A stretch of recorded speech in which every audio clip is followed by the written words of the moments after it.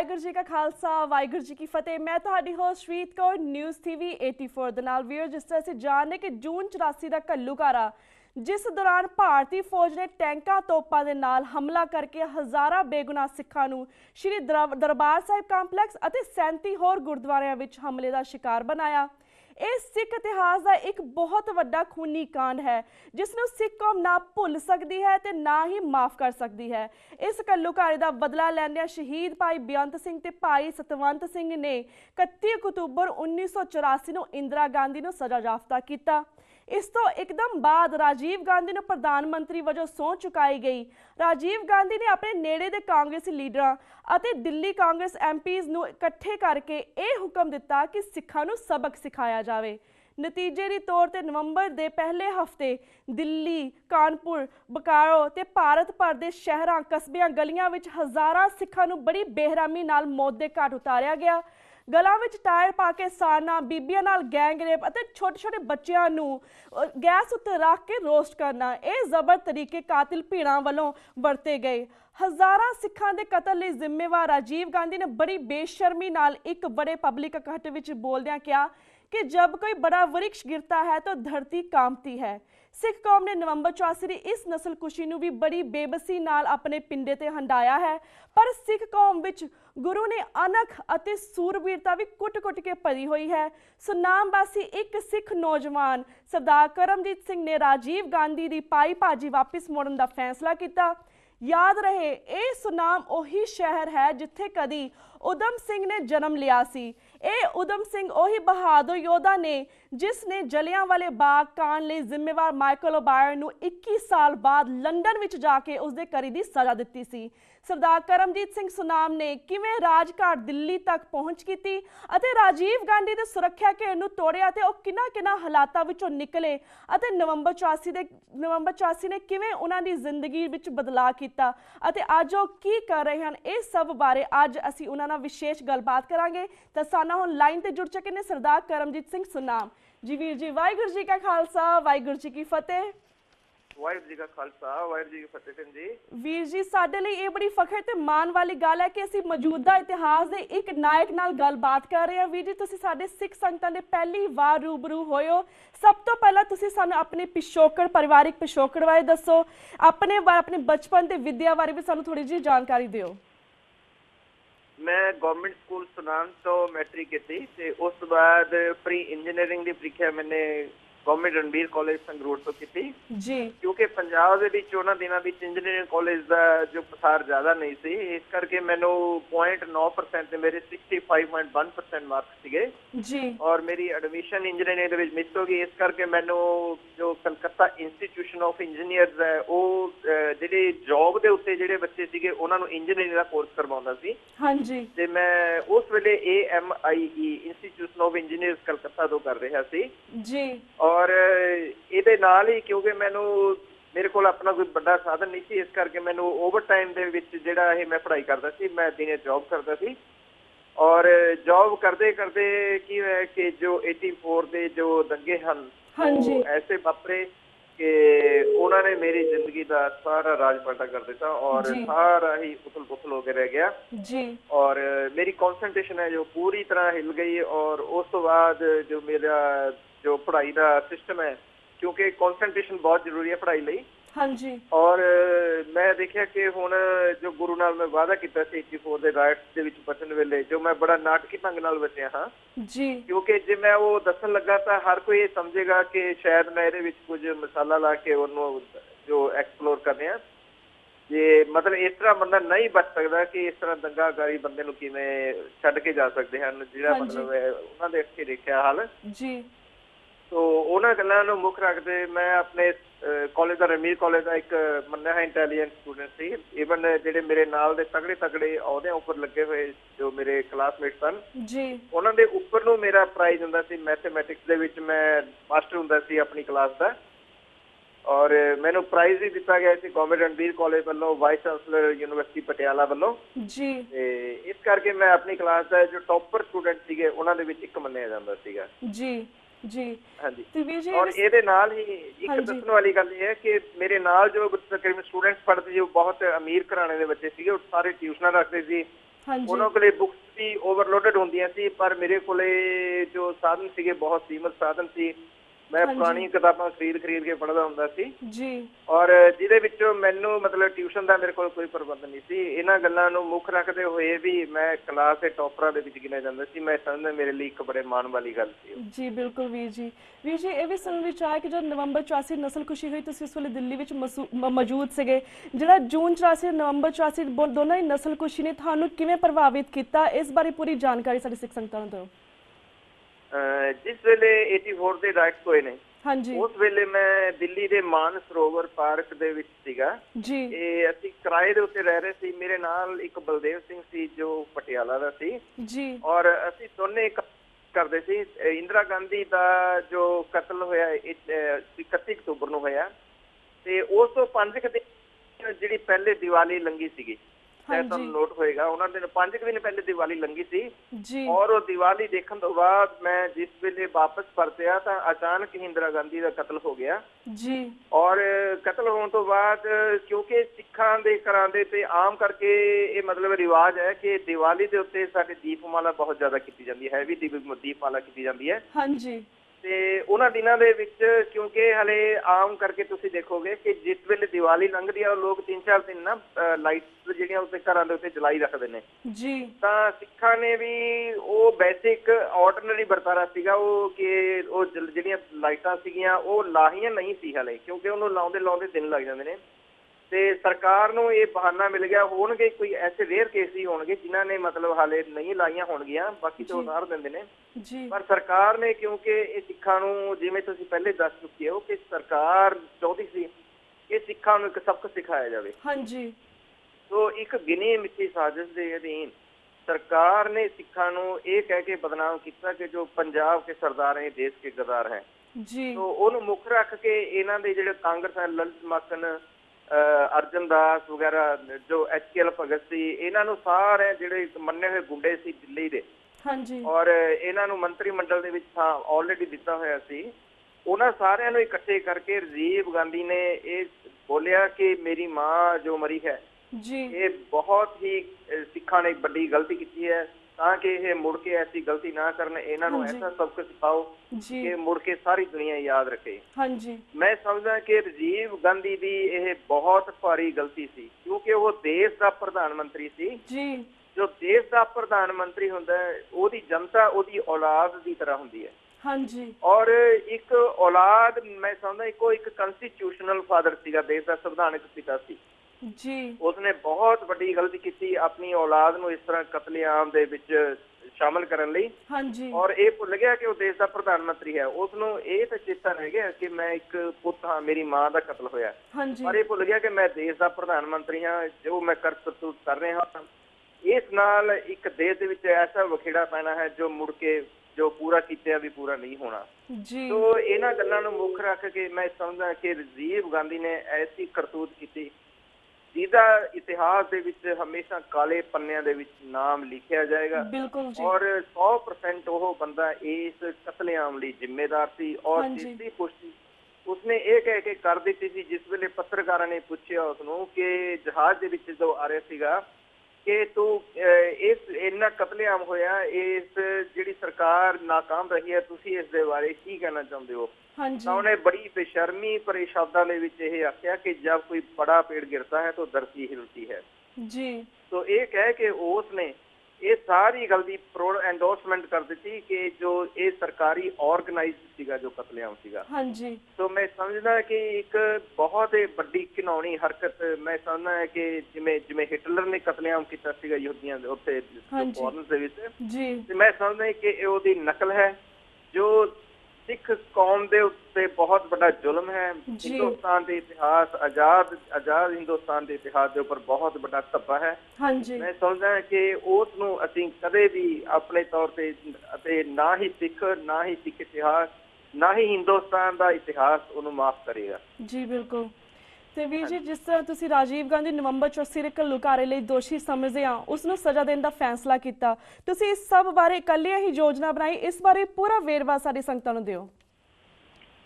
ਜਿਸ ਵੇਲੇ ਮੈਂ ਇਹ 84 ਦੇ ਵਿੱਚ ਬਚਿਆ ਤੇ ਮੈਂ ਉਸ ਵੇਲੇ ਹੀ ਇਹ ਤੈਅ ਕਰ ਲਿਆ ਸੀ ਕਿ ਜੋ ਇਹ ਕੌਮ ਦੇ ਉੱਤੇ ਜੋ ਭੀੜ ਪਈ ਹੈ, ਹਾਂਜੀ, ਇਸ ਨੂੰ ਜਦੋਂ ਤੱਕ ਅਸੀਂ ਜਵਾਬ ਨਹੀਂ ਦੇਵਾਂਗੇ, ਮੈਂ ਸਮਝਦਾ ਕਿ ਸਾਡਾ ਖਾਣਾ ਪੀਣਾ ਜਿਉਣਾ ਅਧਿਕਾਰ ਮੈਨੂੰ ਜਾਪਦਾ ਸੀ ਜੀ। ਔਰ ਇੱਥੋਂ ਤੱਕ ਕਿ ਅਸੀਂ ਉੱਥੇ ਕੈਂਪਾਂ ਦੇ ਵਿੱਚ ਜੋ ਕਹਾਣੀਆਂ ਸੁਣੀਆਂ ਬੀਬੀਆਂ ਭੈਣਾਂ ਕੋਲੋਂ, ਉਹਨਾਂ ਨੂੰ ਮਤਲਬ ਸੁਣ ਕੇ ਸਾਡੇ ਲੂਹ ਕੰਡੇ ਖੜੇ ਹੋ ਰਹੇ ਸੀ ਜੀ। ਉਹਨਾਂ ਨੂੰ ਕਿਸ ਤਰ੍ਹਾਂ ਚੌਰਾਹਿਆਂ ਦੇ ਉੱਪਰ, ਮੈਂ ਸਮਝਦਾ ਕਿ ਇੱਕ ਦੇਸ਼ ਸੀ ਜਿਹੜੀ ਹਿੰਦੁਸਤਾਨ ਦੇ ਵਿੱਚ ਹੁਣ ਬੜਾ ਬਾਬਿਲਾ ਮਚ ਰਿਹਾ ਹੈ ਕਿ ਇੱਕ ਲੜਕੀ ਨਾਲ ਗੈਂਗ ਰੇਪ ਕੀਤਾ ਗਿਆ, ਪੂਰਾ ਹਿੰਦੁਸਤਾਨ ਉਹਦੇ ਅਗੇਂਸਟ ਖੜਾ ਹੋਇਆ। ਹਾਂਜੀ, ਇਸ ਤਰ੍ਹਾਂ ਦੇ ਗੈਂਗ ਰੇਪ ਹਿੰਦੁਸਤਾਨ ਦੇ ਚੌਰਾਹਿਆਂ ਦੇ ਵਿੱਚ ਕੋਨੇ ਦੇ ਵਿੱਚ ਵਾਪ ਰਹੇ ਸੀ 84 ਦੇ ਵਿੱਚ। ਪਰ ਹਿੰਦੁਸਤਾਨ ਦੀ ਸਭਿਅਤਾ ਮੈਂ ਸਮਝਦਾ ਵੀ ਬੜੀ ਲਾਹਨਤ ਭਰੀ ਸੀ, ਜਿਸਨੇ ਕਿਸੇ ਦੀ ਅਣਖ ਨਹੀਂ ਜਾਗੀ ਕਿ ਇਹ ਵੀ ਕਿਸੇ ਦੀਆਂ ਧੀਆਂ ਭੈਣਾਂ ਹਨ, ਇਹ ਵੀ ਹਿੰਦੁਸਤਾਨ ਦੇ ਨਾਗਰਿਕ ਹਨ ਜੀ, ਜਿਨ੍ਹਾਂ ਦੀਆਂ ਧੀਆਂ ਭੈਣਾਂ ਦੀ ਇੱਜ਼ਤਾਂ ਇਸ ਤਰ੍ਹਾਂ ਲੁੱਟੀਆਂ ਜਾ ਰਹੀਆਂ ਹਨ।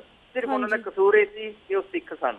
ਜੀ। ਸੋ ਇਹਨਾਂ ਗੱਲਾਂ ਨੂੰ ਮੁੱਖ ਰੱਖ ਕੇ ਸ਼ਰੇਆਮ ਇਸ ਤਰ੍ਹਾਂ ਕਤਲ ਕੀਤੇ ਗਏ ਚੌਰਾਹਿਆਂ ਦੇ ਵਿੱਚ, ਪਾਰਕ ਬਾਗਾਂ ਦੇ ਵਿੱਚ, ਇੱਕ ਟਾਇਰ ਦੇ ਨਾਲ 10 ਸਿੱਖ ਬੰਨ੍ਹ ਕੇ ਜਿਉਂਦੇ ਫੂਕੇ ਗਏ ਜੀ। ਸੋ ਇਹਨਾਂ ਗੱਲਾਂ ਨੂੰ ਮੁੱਖ ਰੱਖ ਕੇ ਮੈਂ ਆਪਣੇ ਆਪ ਨਾਲ ਗੁਰੂ ਨਾਲ ਇਹ ਵਾਅਦਾ ਕੀਤਾ ਸੀ ਕਿ ਗੁਰੂ ਅੱਜ ਮੈਨੂੰ ਬਚਾ ਲੈ, ਮੈਂ ਸਮਝਦਾ ਕਿ ਮੇਰੇ ਸਰੀਰ ਦਾ ਠੀਕਰਾ ਅੱਜ ਤੈਨੂੰ ਅਰਪਣ ਕਰ ਦਿੱਤਾ ਗਿਆ ਹੈ ਔਰ ਮੈਂ ਇਸ ਨੂੰ ਤੇਰੇ ਪੰਥ ਦੇ ਨਾਮ ਕਰਾਂਗਾ ਜੀ। ਉਹਨੂੰ ਮੁੱਖ ਰੱਖ ਕੇ ਜਦੋਂ ਮੈਂ ਪੰਜਾਬ ਆਇਆ 10 ਦਿਨ ਬਾਅਦ, ਤੇ ਮੈਂ ਸੋਚਿਆ ਕਿਉਂਕਿ ਮੈਂ ਇੱਕ ਤਾਂ ਬੰਦੇ ਅਜਿਹੇ ਹੁੰਦੇ ਹਨ ਜੋ ਦੇਖਿਆ ਕਿ ਮੌਕਾ ਬਦਲ ਗਿਆ, ਹੁਣ ਉਸ ਨੂੰ ਅੱਗ ਨੂੰ ਠੰਡੀ ਕਰ ਲਈਏ, ਚਲੋ ਆਪਣਾ ਨੋਰਮਲ ਜੀਵਨ ਜਿਉਣਾ ਜੋ ਕਿ ਆਪਣੀ ਜ਼ਿੰਦਗੀ ਬਦਲ ਲਈਏ। ਹਾਂਜੀ। ਪਰ ਮੈਨੂੰ ਜਿਹੜੀ ਗੁਰੂ ਦੀ ਆਪਣਾ ਸਰੀਰ ਹੈ, ਜੋ ਮੈਨੂੰ ਗੁਰੂ ਦੀ ਅਮਾਨਤ ਜਾਪਦਾ ਸੀ, ਮੈਨੂੰ ਪਤਾ ਸੀ ਕਿ ਮੈਨੇ ਗੁਰੂ ਨਾਲ ਵਾਅਦਾ ਕੀਤਾ ਹੋਇਆ ਹੈ, ਇਸ ਨੇ ਉਂਝ ਵੀ ਕਿਤੇ ਬਿਮਾਰ ਹੋ ਕੇ ਚਲੇ ਜਾਣਾ ਹੈ ਜਾਂ ਕਿਤੇ ਐਕਸੀਡੈਂਟ ਦੇ ਵਿੱਚ ਚਲੇ ਜਾਣਾ ਹੈ, ਪਰ ਕਿਉਂ ਨਾ ਗੁਰੂ ਨਾਲ ਕੀਤਾ ਹੈ ਜੋ ਵਾਅਦਾ ਹੈ ਉਹ ਪੂਰਾ ਕੀਤਾ ਜਾਵੇ।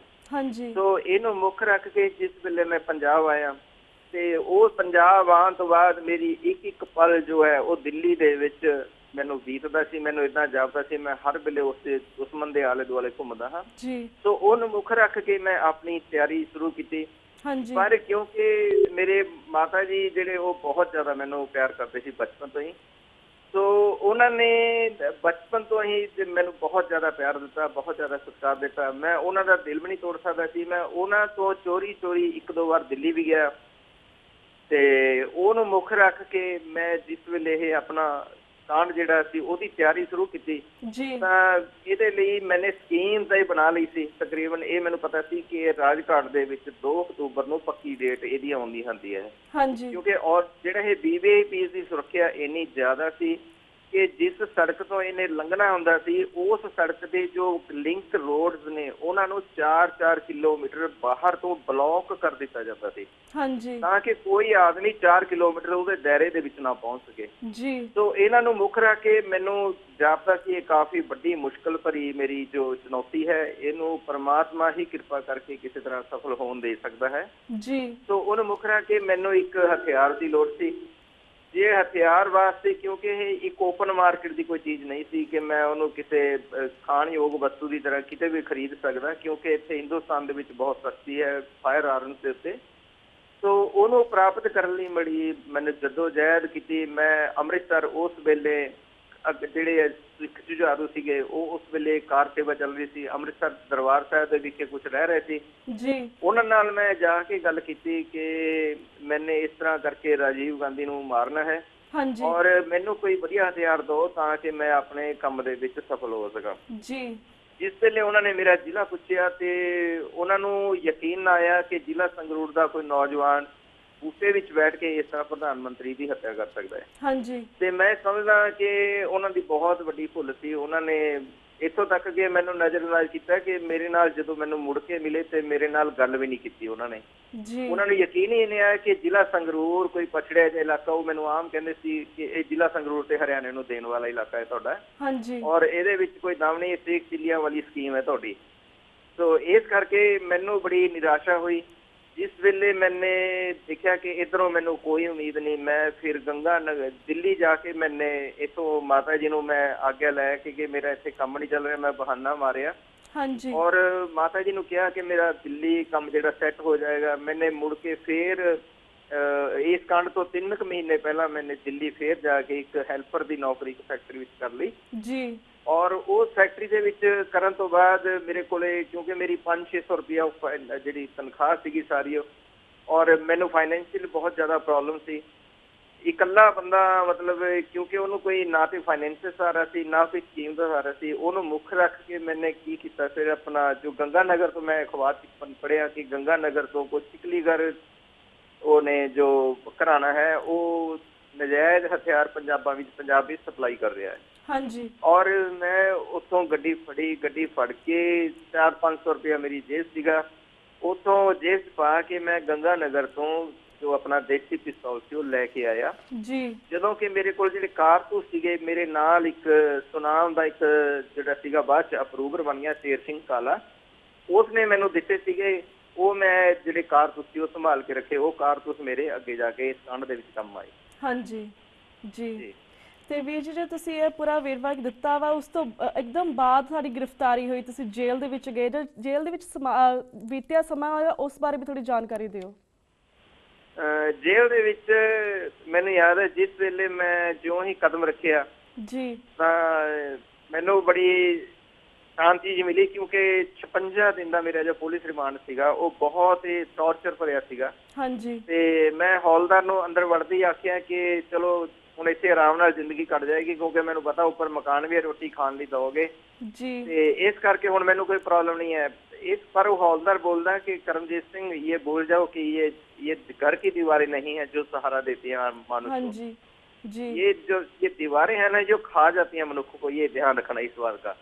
ਤੇ ਵਾਕਈ ਉਸ ਦੀ ਗੱਲ ਦਾ ਮਤਲਬ ਮੈਨੂੰ ਥੋੜੀ ਦੇਰ ਬਾਅਦ ਸਮਝ ਲੱਗਿਆ ਕਿ ਜਿਸ ਵੇਲੇ ਵਾਕਈ ਮੈਂ ਦੇਖਿਆ ਕਿ ਜੋ ਜੇਲ੍ਹ ਦੇ ਵਿੱਚ ਰਹਿਣਾ ਮਨੁੱਖ ਨੂੰ ਮੈਂ ਸਮਝਣਾ ਔਰ ਖਾਸ ਕਰਕੇ ਆਈਸੋਲੇਟ ਜੇਲ੍ਹ ਦੇ ਵਿੱਚ ਰਹਿਣਾ ਬਹੁਤ ਹੀ ਵੱਡੀ ਪ੍ਰੋਬਲਮ ਹੈ। ਮੇਰੀ ਜੋ ਸੈੱਲ ਹੈ ਉਸੇ ਸੈੱਲ ਦੇ ਵਿੱਚ ਜੋ ਆਪਣੇ ਭੁੱਲਰ ਵੀਰ ਜੀ ਹਨ, ਉਹ ਜਿਨ੍ਹਾਂ ਨੂੰ ਫਾਂਸੀ ਸਜ਼ਾ ਹੋਈ ਆ, ਉਹ 18-19 ਸਾਲ ਤੋਂ ਬੰਦ ਹਨ ਮੇਰੇ ਵਾਲੇ ਸੈੱਲ ਦੇ ਵਿੱਚ, ਕਿਉਂਕਿ ਮੈਨੂੰ ਇਹਨਾਂ ਨੇ ਬਾਹਰ ਭੇਜ ਦਿੱਤਾ ਤੇ ਉਸ ਤੋਂ ਬਾਅਦ ਭੁੱਲਰ ਨੂੰ ਐਸਾ ਬੰਦ ਕੀਤਾ ਕਿ ਅੱਜ ਤੱਕ ਉਸੇ ਸੈੱਲ ਦੇ ਵਿੱਚ ਭੁੱਲਰ ਬੰਦ ਹੈ ਜੀ, ਜਿਸ ਨੂੰ ਮੌਤ ਦੀ ਔਰ ਐਸਾ ਟੌਰਚਰਸ ਸੈੱਲ ਹੈ ਕਿ ਉਹਦੀ ਜਿਹੜੀ ਸਟੀਵਰ ਹੈ ਉਹ ਜਾਣ-ਬੁੱਝ ਕੇ ਬੰਦ ਰੱਖੀ ਜਾਂਦੀ ਹੈ ਲਾਈਨ, ਉੱਥੇ ਪਾਣੀ ਦੀ ਸਪਲਾਈ ਘੱਟ ਦਿੱਤੀ ਜਾਂਦੀ ਹੈ ਔਰ ਉੱਥੋਂ ਦੇ ਜਿਹੜੇ ਕੈਦੀ ਹੁੰਦੇ ਆ ਉਹਨਾਂ ਦੇ ਉੱਤੇ ਸਪੈਸ਼ਲੀ ਤਾਮਿਲਨਾਡੂ ਸਪੈਸ਼ਲ ਫੋਰਸ ਇੱਕ ਉਹ ਇਸ ਕਰਕੇ ਤਾਮਿਲਨਾਡੂ ਤੋਂ ਮੰਗਵਾ ਕੇ ਸਾਡੇ ਤੇ ਸਤਵੰਤ ਸਿੰਘ ਦੇ ਉੱਤੇ ਤੇ ਇਸ ਕਰਕੇ ਲਗਾਈ ਗਈ ਸੀ ਤਾਂ ਜੋ ਇਹ ਫੋਰਸ ਵਾਲੇ ਕਿਸੇ ਤਰ੍ਹਾਂ ਦੀ ਗੱਲਬਾਤ ਕਰਕੇ ਸਾਡੇ ਨਾਲ ਕੋਈ ਸਾਜ਼ਿਸ਼ ਨਾ ਕਰ ਸਕਣ, ਜੋ ਤਾਂ ਕਿ ਸਾਡੇ ਵਿੱਚ ਕੋਈ ਕਮਿਊਨੀਕੇਸ਼ਨ ਨਾ ਹੋ ਸਕੇ ਜੀ। ਉਹਨੂੰ ਮੁੱਖ ਰੱਖ ਕੇ ਇਹਨਾਂ ਨੇ ਸਾਡੇ ਉੱਤੇ ਜੋ ਤਾਮਿਲਨਾਡੂ ਆਰਮਡ ਪੁਲਿਸ ਦੇ ਜੋ ਫੋਰਸ ਲਗਾਈ ਹੋਈ ਸੀ ਔਰ ਇੱਥੋਂ ਤੱਕ ਕਿ ਜੇਲ੍ਹ ਮੈਨੂਅਲ ਹੈ ਉਹਦੇ ਮੁਤਾਬਕ ਜੇਲ੍ਹ ਦੇ ਅੰਦਰ ਕਿਸੇ ਵੀ ਕੈਦੀ ਨੂੰ ਹੱਥਕੜੀ ਨਹੀਂ ਲਗਾਈ ਜਾ ਸਕਦੀ ਜੀ। ਪਰ ਸਤਵੰਤ ਸਿੰਘ ਮੇਰੇ ਕੇਸ ਦੇ ਵਿੱਚ ਔਰ ਜਿੰਦੇ ਸੁੱਖੇ ਦੇ ਕੇਸ ਵਿੱਚ ਇਹਨਾਂ ਨੇ ਪੂਰੀ ਇੰਡੀਆ ਦੇ ਵਿੱਚ ਇੱਕ ਅਸੀਂ ਐਸੇ ਕੈਦੀ ਸੀ ਜਿਨ੍ਹਾਂ ਨੇ ਜੇਲ੍ਹ ਦੇ ਅੰਦਰ ਦੇ ਵਿੱਚ ਵੀ ਹੱਥਕੜੀਆਂ ਲਗਾਈਆਂ ਜਾਂਦੀਆਂ ਸੀ ਔਰ ਉਹਨਾਂ ਦੇ ਉੱਤੇ ਜੇਲ੍ਹ ਮੈਨੂਅਲ ਤੋਂ ਜੋ ਹੈ ਉਹ ਬਿਲਕੁਲ ਵੱਖਰੀ ਤਰ੍ਹਾਂ ਇੱਕ ਸਾਰੀ ਜੇਲ੍ਹ ਮੈਨੂਅਲ ਪੂਰੀ ਇੰਡੀਆ ਦੇ ਕੈਦੀਆਂ ਤੋਂ ਵੱਖਰੀ ਤਰ੍ਹਾਂ ਸਾਡੇ ਉੱਤੇ ਅੰਦਰ ਵੀ ਜੇਲ੍ਹ ਦੇ ਉੱਤੇ ਜੋ ਸਾਡਾ ਅੰਦਰ ਸੈੱਲ ਸੀ ਨਾ ਉਹਦੇ ਉੱਪਰ ਵੀ ਫਾਇਰ ਆਰਮ ਦੇ ਬਾਕਾਇਦਾ ਆਰਮਡ ਗਾਰਡ ਸੀਗੇ, ਉਹਨਾਂ ਦਾ ਪਹਿਰਾ ਹੁੰਦਾ ਸੀ ਹਾਂਜੀ ਔਰ ਉਹ ਪਹਿਰਾ ਇੰਨਾ ਜ਼ਿਆਦਾ ਸਖਤ ਸੀ। ਮੈਨੂੰ ਯਾਦ ਹੈ, ਮੈਨੂੰ ਪਤਾ ਲੱਗਿਆ ਕਿ ਪੰਜਾਬ ਦੇ ਕਿਸੇ ਖੜਕੂ ਜਥੇਬੰਦੀ ਨੇ ਬਿਆਨ ਦੇ ਦਿੱਤਾ ਸੀ ਕਰਮਜੀਤ ਸਿੰਘ ਨੂੰ ਅਸੀਂ ਤਿਹਾੜ ਜੇਲ੍ਹ ਤੋਂ ਕੱਢ ਲਿਆਵਾਂਗੇ ਔਰ ਇਹਨਾਂ ਨੇ ਉਸ ਮਜ਼ਾਕ ਨੂੰ ਬਹੁਤ ਜ਼ਿਆਦਾ ਗੰਭੀਰਤਾ ਨਾਲ ਲਿਆ ਔਰ ਸਾਡੀ ਛੱਤ ਦੇ ਉੱਪਰ ਵੀ ਦਿਨ ਰਾਤ ਮਤਲਬ ਉਹ ਜਿਹੜੇ ਕਮਾਂਡੋ ਸੀਗੇ ਉਹ ਦਿਨ ਰਾਤ ਪਹਿਰਾ ਦਿੰਦੇ ਸੀ, ਸਾਹਮਣੇ ਵੀ ਕਮਾਂਡੋ ਹੁੰਦੇ ਸੀ ਜੀ। ਸੋ ਇਸ ਤਰ੍ਹਾਂ ਦੀ ਸਿਕਿਉਰਿਟੀ ਦੇ ਵਿੱਚ ਸਾਨੂੰ ਰੱਖਿਆ ਗਿਆ ਔਰ ਉਹ ਸਿਰਫ 9 ਫੁੱਟ ਬਾਏ 12 ਫੁੱਟ ਦਾ ਜੋ ਸੈੱਲ ਸੀ ਜਿਸ ਦੇ ਵਿੱਚ ਸਾਨੂੰ ਰੱਖਿਆ ਗਿਆ, ਜਿਸ ਦੇ ਵਿੱਚੋਂ ਪੱਖੇ ਲਾਈਟ ਉਤਾਰ ਦਿੱਤੀ ਗਈ ਸੀ ਜੀ। ਉਹ ਪੱਖੇ ਉਤਾਰਨ ਤੋਂ ਬਾਅਦ ਸਾਨੂੰ ਇੰਨੀ ਪ੍ਰੋਬਲਮ ਸੀ, ਉਹਦੇ ਵਿੱਚ ਕੋਈ ਨਾ ਰੋਸ਼ਨਦਾਨ ਸੀ ਔਰ ਨਾ ਕੋਈ ਹਵਾ ਦਾ ਪ੍ਰਬੰਧ ਸੀ ਅੰਦਰ, ਬਲਕਿ ਜੋ ਸੀਵਰ ਹੈ ਉਹ ਬਲੌਕ ਕੀਤਾ ਗਿਆ ਸੀ ਜਾਣਬੁੱਝ ਕੇ ਤਾਂ ਕਿ ਅੰਦਰ ਜੋ ਉਹਦਾ ਪਾਣੀ ਹੈ ਭਰਿਆ ਰਹੇ। ਅੱਧੇ ਕਮਰੇ ਦੇ ਵਿੱਚ ਉਸਦੇ ਜੋ ਸੀਵਰ ਦਾ ਪਾਣੀ ਹੈ ਉਹ ਭਰਿਆ ਰਹਿੰਦਾ ਸੀ। ਇਹ ਸਮਝੋ ਕਿ ਮੈਂ ਸਮਝਦਾ ਕਿ ਦੁਨੀਆ ਦਾ ਇਸ ਤੋਂ ਵੱਡਾ ਨਰਕ ਕਿਸੇ ਮਨੁੱਖ ਲਈ ਨਹੀਂ ਹੋ ਸਕਦਾ ਕਿ ਉਹਦੇ ਅੱਧੇ ਕਮਰੇ ਦੇ ਵਿੱਚ 9 ਫੁੱਟ ਬਾਏ 12 ਫੁੱਟ ਦਾ ਕਮਰਾ ਹੋਵੇ, ਉਹਦੇ ਅੰਦਰ ਪੀਣ ਵਾਲਾ ਪਾਣੀ ਵੀ ਸੀਮਤ ਮਾਤਰਾ ਵੀ ਦਿੱਤਾ ਜਾਵੇ, ਨਹਾਉਣ ਲਈ ਵੀ ਸੀਮਤ ਪਾਣੀ ਦਿੱਤਾ ਜਾਵੇ ਔਰ ਉਹਦਾ ਜੋ ਸੀਵਰ ਹੈ ਉਹ ਬਲੌਕ ਕੀਤਾ ਜਾਵੇ ਜਾਣਬੁੱਝ ਕੇ ਹਾਂਜੀ। ਇੱਥੋਂ ਤੱਕ ਪ੍ਰੋਬਲਮ ਸੀਗੀਆਂ। ਅੱਜ ਵੀ ਉਹ ਮੈਂ ਸਮਝਦਾ ਕਿ ਪ੍ਰੋਬਲਮ ਉਹ ਵੀਰ ਭੁੱਲਰ ਨੂੰ ਆ ਰਹੀਆਂ ਹੋਣਗੀਆਂ ਕਿਉਂਕਿ ਉਹਦਾ ਸੀਵਰ ਹੈ ਜਾਣਬੁੱਝ ਕੇ ਬਲੌਕ ਕੀਤਾ ਗਿਆ, ਉਹਨੂੰ ਕੋਈ ਨਹੀਂ ਖੋਲਦਾ ਹੈ ਜੀ ਜੀ ਜੀ। ਹਾਂਜੀ ਵੀਰ ਜੀ, ਜਿਸ ਤਰ੍ਹਾਂ ਤੁਸੀਂ ਫਿਰ ਜੇਲ੍ਹ ਤੋਂ ਬਾਹਰ ਆਏ, ਤੁਹਾਡੇ ਲਈ ਜ਼ਿੰਦਗੀ ਨੂੰ ਨਵੀਂ ਸਿਰਿਓਂ ਸ਼ੁਰੂ ਕਰਨ ਵਾਲੀ ਗੱਲ ਸੀ, ਤੁਸੀਂ ਇਹ ਸਫ਼ਰ ਕਿਵੇਂ ਤੈਅ ਕੀਤਾ, ਇਸ ਬਾਰੇ ਵੀ ਥੋੜਾ ਵੇਰਵਾ ਦਿਓ ਸਾਨੂੰ। ਜਿਸ ਵੇਲੇ ਮੈਂ ਬਾਹਰ ਆਇਆ ਮੈਨੂੰ ਪਹਿਲੇ ਤੇ ਯਕੀਨ ਹੀ ਨਹੀਂ ਆ ਰਿਹਾ ਸੀਗਾ ਕਿ ਮੈਂ ਕਦੇ ਬਾਹਰ ਆਵਾਂਗਾ। ਹਾਂਜੀ। ਕਿਉਂਕਿ ਇਹ ਪ੍ਰਮਾਤਮਾ ਦਾ ਬਹੁਤ ਵੱਡਾ ਮੇਰੇ ਤੇ ਇੱਕ ਕਰਿਸ਼ਮਾ ਸੀ, ਬਹੁਤ ਵੱਡੀ ਅਪਾਰ ਕਿਰਪਾ ਸੀ ਕਿ ਉਹਨਾਂ ਨੇ ਮੈਨੂੰ ਰਿਹਾਈ ਬਖਸ਼ ਦਿੱਤੀ, ਜਿਸ ਦੀ ਮੈਨੂੰ ਕਦੇ ਵੀ ਉਮੀਦ ਨਹੀਂ ਸੀ ਜੀ। ਜਿਸ ਵੇਲੇ ਮੈਨੂੰ ਯਾਦ ਹੈ ਕਿ ਜੇਲ੍ਹ ਸੁਪਰਡੈਂਟ ਨੇ ਮੈਨੂੰ ਦੱਸਿਆ ਕਰਮਜੀਤ ਸਿੰਘ ਤੇਰੀ ਰਿਹਾਈ ਦੇ ਆਰਡਰ ਹਨ, ਤਾਂ ਮੈਂ ਯਕੀਨ ਨਹੀਂ ਕਰ ਰਿਹਾ ਸੀ। ਮੈਂ ਕਿਹਾ ਜੀ ਸਰ ਗਲਤੀ ਹੋਏਗੀ ਜ਼ਰੂਰ, ਉਹ ਪਿੱਛੇ ਉਹਨਾਂ ਨੇ ਕਿਸੇ ਹੋਰ ਕਰਮਜੀਤ ਸਿੰਘ ਨੂੰ ਰਿਹਾਈ ਦੇ ਭੇਜੇ ਹੋਣਗੇ। ਹਾਂਜੀ। ਔਰ ਮੇਰੀ ਰਿਹਾਈ ਮੈਨੂੰ ਉਮੀਦ ਹੈ ਕਿ ਕਦੇ ਵੀ ਨਹੀਂ ਹੋਣੀ।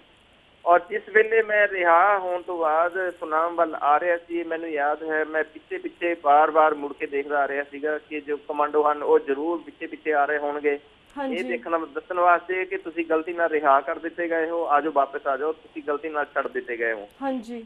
ਤੇ ਜਿਸ ਵੇਲੇ ਮੈਂ ਸੁਨਾਮ ਆਇਆ, ਸੰਗਤ ਦੀ ਮੈਨੂੰ ਬਹੁਤ ਜ਼ਿਆਦਾ ਉਤਸ਼ਾਹ ਨਾਲ ਪਿਆਰ ਦਿੱਤਾ ਤੇ ਮੈਨੂੰ ਅੱਜ ਤੱਕ ਯਕੀਨ ਆਉਂਦਾ ਹੈ ਨਹੀਂ ਆ ਰਿਹਾ ਕਿ ਮੈਂ ਰਿਹਾ ਹੋ ਚੁੱਕਿਆ ਹਾਂ ਜੀ। ਮੈਂ ਇੱਥੋਂ ਤੱਕ ਵੀ ਮਹਿਸੂਸ ਕਰਦਾ ਹਾਂ ਕਿ ਮੈਂ ਕਿਉਂਕਿ ਜ਼ਿੰਦਗੀ ਦੇ ਜੋ ਬਿਹਤਰੀਨ ਪਲ ਸੀ ਇਹ ਗੁਰੂ ਦੀ ਅਮਾਨਤ ਹੀ ਸੀ। ਮੈਂ ਕੋਈ ਵੱਡਾ ਕੰਮ ਨਹੀਂ ਕੀਤਾ ਕਿਉਂਕਿ ਜੋ ਮੈਂ ਕੀਤਾ ਗੁਰੂ ਦੀ ਅਮਾਨਤ ਹੀ ਸੀ। ਹਾਂਜੀ। ਗੁਰੂ ਦਾ ਕਰਜ਼ਾ ਦੇਣਾ ਸੀ ਮੈਂ ਜੀ। ਤੋ ਉਹਨੂੰ ਮੁੱਖ ਰਿਹਾ ਕਿ ਮੇਰੇ ਉੱਤੇ ਇਸ ਦਾ ਦਿਮਾਗੀ ਇੰਨਾ ਜ਼ਿਆਦਾ ਲੋਡ ਪਿਆ ਕਿ ਮੈਨੂੰ ਇੰਨੀ ਜ਼ਿਆਦਾ ਮਤਲਬ ਇਹਦੀ ਜੋ ਆਦਤ ਹੋ ਗਈ ਕਿ ਅੱਜ ਵੀ ਮੈਨੂੰ 1 ਮਹੀਨੇ ਦੇ ਵਿੱਚੋਂ ਜੋ 28 ਦਿਨ ਸੁਪਨੇ ਆਉਂਦੇ ਹਨ ਉਹ ਜੇਲ੍ਹ ਦੇ ਵਿੱਚ ਅੰਦਰ ਬੰਦ ਹੋਣ ਦੇ ਸੁਪਨੇ ਆਉਂਦੇ ਨੇ ਜੀ। ਮੈਂ ਉੱਥੇ ਕਿਸੇ ਹੌਲਦਾਰ ਨਾਲ ਲੜ ਰਿਹਾ, ਕੋਈ ਗੱਲਬਾਤ ਕਰ ਰਿਹਾ, ਕੋਈ ਪੜ੍ਹਾਈ ਕਰ ਰਿਹਾ, ਇਸ ਤਰ੍ਹਾਂ ਦੇ ਸੁਪਨੇ ਮੈਨੂੰ ਆਉਂਦੇ ਨੇ। ਅੱਜ ਵੀ 28 ਦਿਨ ਉਸ ਚੀਜ਼ ਨੂੰ 13 ਸਾਲ ਹੋ ਗਏ ਨੇ, ਬੀਤ ਗਏ ਨੇ ਜੀ, ਪਰ ਮੈਨੂੰ ਅੱਜ ਵੀ ਇਸ ਤਰ੍ਹਾਂ ਮਹਿਸੂਸ ਹੁੰਦਾ ਕਿ ਮੈਂ ਜਿਵੇਂ ਜੇਲ੍ਹ ਦੇ ਵਿੱਚ ਹੀ ਘੁੰਮਦਾ ਹੋਵਾਂ।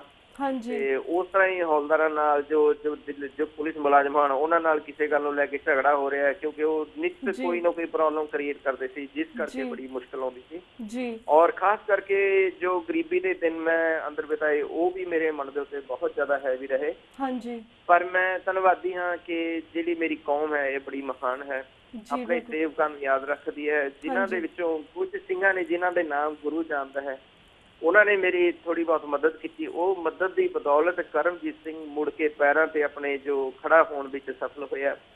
ਬਾਹਰ ਆ ਕੇ ਮੈਂ LLB ਕੀਤੀ, ਵਕਾਲਤ ਜਿਹੜੀ ਕੀਤੀ ਹੈ, ਪਰ ਮੈਂ ਵਕਾਲਤ ਜਿਹੜੀ ਹੈ ਸ਼ੌਕੀਆ ਤੌਰ ਤੇ ਕਰਦਾ, ਉਹਨੂੰ ਪ੍ਰੋਫੈਸ਼ਨਲ ਤੌਰ ਤੇ ਨਹੀਂ ਕਰਦਾ। ਹਾਂਜੀ। ਤੋ ਉਹਨੂੰ ਮੁੱਖ ਹੈ ਕਿ ਇੱਕ ਜੋ ਮੈਂ ਸਕੂਲ ਚਲਾਇਆ, ਸਕੂਲ ਚਲਾਉਣ ਦਾ ਮੇਰਾ ਜੋ ਮੁੱਖ ਮਕਸਦ ਸੀ ਕਿਉਂਕਿ ਮੈਂ ਦੇਖਿਆ, ਮਹਿਸੂਸ ਕੀਤਾ ਕਿ ਸਾਡੀ ਕੌਮ ਦੇ ਵਿੱਚ ਵਿੱਦਿਆ ਦਾ ਪਸਾਰ ਹੈ ਬਹੁਤ ਘੱਟ ਹੈ। ਜਿਹੜੇ ਪੜ੍ਹਨ ਵਾਲੇ ਬੱਚੇ ਹਨ ਉਹ ਬਹੁਤ ਹੀ ਘੱਟ ਹਨ ਜੀ। ਤੇ ਮੈਂ ਇੱਕ ਸਕੂਲ ਖੋਲਿਆ ਜਿਸ ਨੂੰ ਮੇਰਾ ਖੋਲਣ ਦਾ ਮੁੱਖ ਉਦੇਸ਼ ਆਪਣੀ ਰੋਜੀ ਰੋਟੀ ਦਾ ਸੀ, ਪਰ ਜਿਹੜਾ ਮੁੱਖ ਉਦੇਸ਼ ਸੀ ਉਹ ਮੇਰਾ ਇਹ ਸੀ ਕਿ ਮੇਰੀ ਜਿਸ ਦਾ ਨਾਮ ਹੈ ਗੁਰੂ ਹਰਕ੍ਰਿਸ਼ਨ ਸਕੂਲ ਰੱਖਿਆ, ਗੁਰੂ ਸਾਹਿਬ ਦੇ 8ਵੇਂ ਗੁਰੂ ਸਾਹਿਬ ਦੇ ਨਾਮ ਦੇ ਉੱਤੇ ਹੀ ਰੱਖਿਆ ਜੀ। ਤੇ ਜਿਸ ਦੇ ਵਿੱਚ ਬੱਚਿਆਂ ਨੂੰ ਸਿੱਖੀ ਅਤੇ ਨਸ਼ਿਆਂ ਦੇ ਵਿਰੁੱਧ ਪ੍ਰਚਾਰ ਲਈ ਵਿਸ਼ੇਸ਼ ਤਰ੍ਹਾਂ ਲਾਮਬੰਦ ਕੀਤਾ ਜਾਂਦਾ ਹੈ ਜੀ। ਪਰ ਇਹ ਮੇਰੀ ਬਦਕਿਸਮਤੀ ਹੈ ਕਿ ਮੇਰੇ ਕੋਲ ਆਉਣ ਵਾਲੇ ਬੱਚੇ ਜੋ ਪਰਿਵਾਰ ਚੰਗੇ ਪਰਿਵਾਰ ਹਨ, ਮੇਰੇ ਕੋਲ ਸਿੱਖ ਪਰਿਵਾਰਾਂ ਦੇ ਬੱਚੇ ਭੇਜਣ ਤੋਂ ਡਰਦੇ ਹਨ ਕਿ ਸਾਡੇ ਬੱਚੇ ਨੂੰ ਕਿਤੇ ਖਾੜਕੂ ਨਾ ਬਣਾ ਦੇਵੇ। ਜੋ ਹਿੰਦੂ ਪਰਿਵਾਰ ਹਨ ਉਹ ਵੀ ਡਰਦੇ ਹਨ, ਜੋ ਸਿਰਫ ਗਰੀਬ ਪਰਿਵਾਰਾਂ ਦੇ ਬੱਚੇ ਹਨ ਮੇਰੇ ਕੋਲ ਉਹੀ ਬੱਚੇ ਆਉਂਦੇ ਹਨ, ਜਿਸ ਦਾ ਮੈਨੂੰ ਬੜਾ ਦੁੱਖ ਹੈ ਕਿ ਮੈਂ ਆਪਣੀ ਜੋ ਮਿਸ਼ਨ ਹੈ ਉਹਦੇ ਵਿੱਚ ਪੂਰੀ ਤਰ੍ਹਾਂ ਸਫਲ ਨਹੀਂ ਲੋਕਾਂ ਨੇ ਮੈਨੂੰ ਹੋਣ ਦਿੱਤਾ ਕਿਉਂਕਿ ਉਹ ਅੱਜ ਵੀ ਮੈਨੂੰ ਇਸੇ ਨਜ਼ਰ ਨਾਲ ਦੇਖਦੇ ਨੇ ਕਿ ਇਹ ਅੱਤਵਾਦੀ ਵਿਚਾਰਧਾਰਾ ਦਾ ਬੰਦਾ, ਇਹਦੇ ਨਾਲ ਪਤਾ ਨਹੀਂ ਕੀ। ਹਾਲਾਂਕਿ ਮੈਂ ਰਿਕਾਰਡ ਹੈ ਮੇਰਾ, ਕਦੇ ਕਿਸੇ ਨੂੰ ਮੈਂ ਮੰਦਾ ਚੰਗਾ ਨਹੀਂ ਬੋਲਿਆ ਤੇ ਉਹਦੇ ਬਾਵਜੂਦ ਵੀ ਲੋਕਾਂ ਦੀ ਮੈਂਟਲਿਟੀ ਇਸ ਤਰ੍ਹਾਂ ਦੀ ਹੋ ਜਾਏ, ਲੋਕ ਇੱਕ ਤਸਵੀਰ ਤੁਹਾਡੀ ਮਨ ਦੇ ਵਿੱਚ ਇਸ ਤਰ੍ਹਾਂ ਦੀ ਬਣਾ ਲੈਂਦੇ ਆ ਕਿ ਉਹਨੂੰ ਉਤਾਰਨ ਲਈ ਉਹ ਕਿਸੇ ਤਰ੍ਹਾਂ ਵੀ ਤਿਆਰ ਨਹੀਂ ਹੁੰਦੇ। ਹਾਂਜੀ। ਸੋ ਇਹ ਤਾਂ ਮੈਨੂੰ ਬੜੀ ਸਮੱਸਿਆ ਆਉਂਦੀ ਹੈ ਸ਼ਹਿਰ ਦੇ ਵਿੱਚ ਕਿਉਂਕਿ ਮੇਰੇ ਕੋਲ ਮੈਂ ਸਮਝਦਾ ਮੇਰੀ ਇਹ ਪ੍ਰਾਪਤੀ ਹੈ, ਚਾਹੇ ਗਰੀਬ ਪਰਿਵਾਰਾਂ ਦੇ ਬੱਚੇ ਆਉਂਦੇ ਜਿਨ੍ਹਾਂ ਦੀਆਂ ਫੀਸਾਂ ਬਹੁਤ ਘੱਟ ਨੇ ਤੇ ਕੁਝ ਜਿਹੜੇ ਲੋੜਵੰਦ ਬੱਚੇ ਹਨ ਉਹਨਾਂ ਦੀਆਂ ਫੀਸਾਂ ਮਾਫ ਵੀ ਕੀਤੀਆਂ ਗਈਆਂ ਹਨ। ਉਹਨਾਂ ਗੱਲਾਂ ਨੂੰ ਮੁੱਖ ਰੱਖ ਕੇ ਮੈਂ ਜੋ ਆਪਣੀ ਕੌਨਸੈਂਟਰੇਸ਼ਨ ਹੈ ਉਹ ਪੂਰੀ ਤਰ੍ਹਾਂ ਮੈਨੇ ਸਕੂਲ ਦੇ ਉੱਤੇ ਲਾਈ ਹੋਈ ਹੈ ਜੀ। ਔਰ ਮੈਂ ਸਮਝਦਾ ਕਿ ਵਾਕਈ ਅੱਜ ਵੀ ਸਾਡੇ ਜੋ ਪੰਜਾਬ ਹੈ ਇਹਦੇ ਵਿੱਚ ਟ੍ਰੈਂਡ ਹੈ, ਬਹੁਤ ਹੀ ਘੱਟ ਟ੍ਰੈਂਡ ਹੈ ਕਿ ਬੱਚਿਆਂ ਨੂੰ ਜਿਹੜਾ ਉਹਦੇ ਵਿੱਚ ਦਿਲਚਸਪੀ ਬੱਚਿਆਂ ਦੀ ਐਜੂਕੇਸ਼ਨ ਦੇ ਵਿੱਚ ਬਹੁਤ ਘੱਟ ਹੈ। ਹਾਂਜੀ। ਕਿਉਂਕਿ ਮੈਂ ਇੱਕ ਦੇਖਿਆ ਕਿ ਬੱਚੇ ਬਿਨਾਂ ਮਿਹਨਤ ਕੀਤੇ ਕੁਝ ਅਜਿਹਾ ਚਾਹੁੰਦੇ ਹਨ ਕਿ ਉਹ MA ਦੀ ਡਿਗਰੀ ਲੈ ਲੈਣ ਤੇ ਕਿਸੇ ਪ੍ਰੋਫੈਸਰ ਦੀ ਪੋਸਟ ਤੇ ਲੱਗੇ ਹੋਣ ਜੀ। ਬਿਲਕੁਲ। ਮੈਂ ਸਮਝਦਾ ਕਿ ਜੇਕਰ ਪੰਜਾਬ ਦੇ ਵਿੱਚ ਜਿਸ ਵੇਲੇ ਇਹ ਆਪਣੀ ਮੂਵਮੈਂਟ ਚੱਲੀ ਹੈ ਤੇ ਉਹਦੇ ਵਿੱਚ ਜੇਕਰ ਅਸੀਂ ਸਿਆਣੇ ਪੜ੍ਹੇ ਹੋਏ ਜਿਹੜੇ ਕੁਆਲੀਫਾਈਡ ਬੱਚੇ ਅੱਗੇ ਲੈ ਕੇ ਆਉਂਦੇ ਇਸ ਮੂਵਮੈਂਟ ਦੇ ਵਿੱਚ ਤਾਂ ਸਾਡੀ ਮੂਵਮੈਂਟ ਦਾ ਇਹ ਹਾਸਲ ਨਹੀਂ ਹੋਣਾ ਸੀ। ਬਿਲਕੁਲ। ਮੈਨੂੰ ਯਾਦ ਹੈ ਇੱਕ ਰਾਈਟਰ ਨੇ ਬੜੀ ਸੋਹਣੀ ਪੰਕਤੀ ਲਿਖੀ ਸੀ, ਉਹ ਕਹਿੰਦਾ ਕਿ ਜੇਕਰ ਅਸੀਂ ਇਹਨਾਂ ਬੱਚਿਆਂ ਦੇ ਹੱਥਾਂ ਵਿੱਚ ਸਮੇਂ ਸਿਰ ਕਿਤਾਬਾਂ ਦਿੱਤੀਆਂ ਹੁੰਦੀਆਂ ਤਾਂ ਇਹਨਾਂ ਦੇ ਹੱਥਾਂ ਵਿੱਚ ਬੰਦੂਕਾਂ ਨਹੀਂ ਆਉਣੀਆਂ ਸੀ ਜੀ। ਬਿਲਕੁਲ ਵੀਰ ਜੀ। ਬਿਲਕੁਲ ਵੀਰ ਜੀ। ਹਾਂਜੀ ਵੀਰ ਜੀ ਤੁਸੀਂ ਸਿੱਖ ਕੌਮ ਦੀ ਇੰਨੀ ਮਹਾਨ ਸ਼ਖਸੀਅਤ ਹੋ, ਤੁਹਾਡੇ ਲਈ ਸਾਡੇ ਹੋਰ ਵੀ ਬਹੁਤ ਸਾਰੇ ਕੁਐਸਚਨ ਨੇ, ਪਰ ਸਾਡਾ ਵਕਤ ਇਸ ਵੱਲ ਸਮਾਪਤੀ ਵੱਲ ਜਾਏ। ਤੁਹਾਡਾ ਬਹੁਤ ਬਹੁਤ ਸ਼ੁਕਰੀਆ ਕਿ ਸਾਡੇ ਸਿੱਖ ਸੰਗਤਾਂ ਦੇ ਰੂਬਰੂ ਹੋਏ, ਆਪਣੀ ਪੂਰੀ ਲਾਈਫ ਦਾ ਪੂਰਾ ਵੇਰਵਾ ਦਿੱਤਾ। ਤੇ ਮੈਂ ਤੁਹਾਨੂੰ ਅਗਲੀ ਵਾਰ ਵੀ ਇਹ ਬਾਕੀ ਦੇ ਕੁਐਸਚਨ ਜ਼ਰੂਰ ਪੁੱਛਾਂਗੀ, ਪਰ ਤਦ ਤੱਕ ਲਈ ਮੈਂ ਤੁਹਾਡੇ ਕੋਲ ਇਜਾਜ਼ਤ ਲੈਣੀ ਆ ਵੀਰ ਜੀ। ਵਾਹਿਗੁਰੂ ਜੀ ਕਾ ਖਾਲਸਾ, ਵਾਹਿਗੁਰੂ ਜੀ ਕੀ ਫਤਿਹ। व्यूअर्स इत्थे मैं तुहाडे कोल इजाजत लैनी हाँ। कल मिलांगे सेम टाइम सेम शो ते, तद तक लिए वाहिगुरू जी का खालसा, वाहिगुरू जी की फतेह।